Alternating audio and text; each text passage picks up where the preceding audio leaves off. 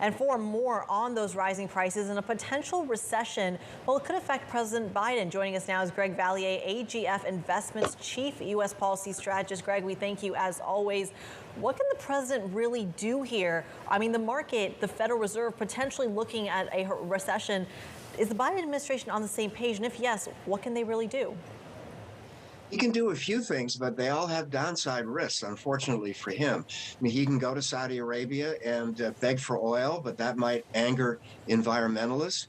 He can beat up on oil companies and companies in general, but that would sour his relations with companies. He can express some displeasure at the Fed, but I think that would be a mistake as well. So he's in a tough spot. I don't see any panacea, any easy, quick fix.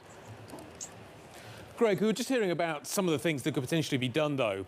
The Jones Act, maybe potentially having a significant impact in terms of the ability of foreign shippers to be able to move crude around. Maybe we do see some sort of a windfall tax that would allow potentially a tax holiday for US drivers. Are there practical things that the president could do and isn't? Yes, I agree, Guy. But at the same time, there are downside risks. Let's take a windfall profits tax, for example, which progressive Democrats are getting very excited about today. If this showed some signs of life, I think there would be a blowback by the Republicans. Every one of the 50 Republicans in the Senate would vote against it. And there would be some Democrats like Joe Manchin of West Virginia who would vote against it as well.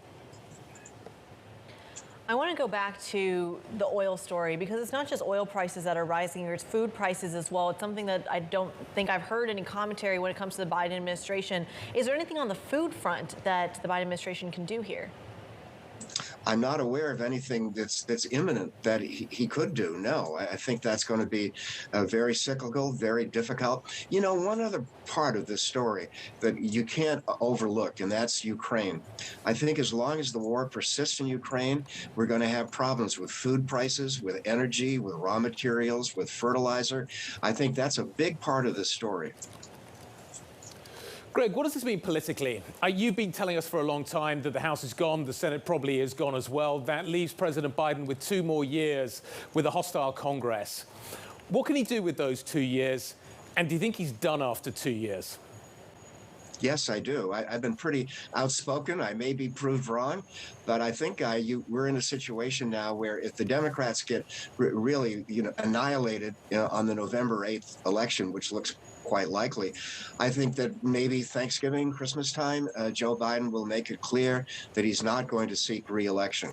I point out to everyone that if he won a second term, he would be leaving the White House at the age of 86. I think that's too old. I think not only Republicans, but increasingly Democrats as well are thinking that Biden will be a one-term president. A one-term president, what does that do in the near term, the midterm elections, for example? Well, his agenda is in trouble, needless to say. I don't think he has much hope to get anything more done on Build Back Better. I think there's a mood right now against spending. There's a mood right now against any new tax increases. So I think for investors in our industry, that's not a bad scenario. We're not going to get a capital gains tax. We're not going to get an estate tax. No change in the step-up basis. There are a lot of things that advisors, investment advisors, were worried about. I don't think they're going to happen now. Greg, if he is a one-term president, can he do more in the last 2 years than he's done in the first 2 years? What does that free him up to do? Or do you think he's going to have his hands so tied by the economy and by Congress? He'll have his hands tied by House Speaker Kevin McCarthy, who will probably want to have a hearing a week on Hunter Biden and various alleged transgressions. It's going to make it tough for Biden to get a lot done with the Republican House. Biden can do a lot on geopolitics, and I think he will. That's a tradition in the U.S. But I think in terms of any new economic initiatives, it's going to be really difficult for him. Greg, let's talk a little bit more about the economy here because we're also dealing with geopolitics in the background. Trade, for example, tariff negotiations leading perhaps to that inflation story. Can you talk a little bit about the China of it all? Yeah, that's an intriguing angle. I think that you could see some tariffs lifted. There's a fight within the administration right now. The New York Times had a good piece on this yesterday, between people who feel that tariffs should be lifted and others who say no. It's a political risk, though, for Biden. If he were to lift tariffs on China before the election, would he be criticized as being in bed with China? Would Hunter Biden get into the narrative? So it does have its downside risk, but I think in general, tariffs could be lifted on other countries. At the margin, it would have some positive impact on inflation. Not a lot, but maybe a few tenths of a percent.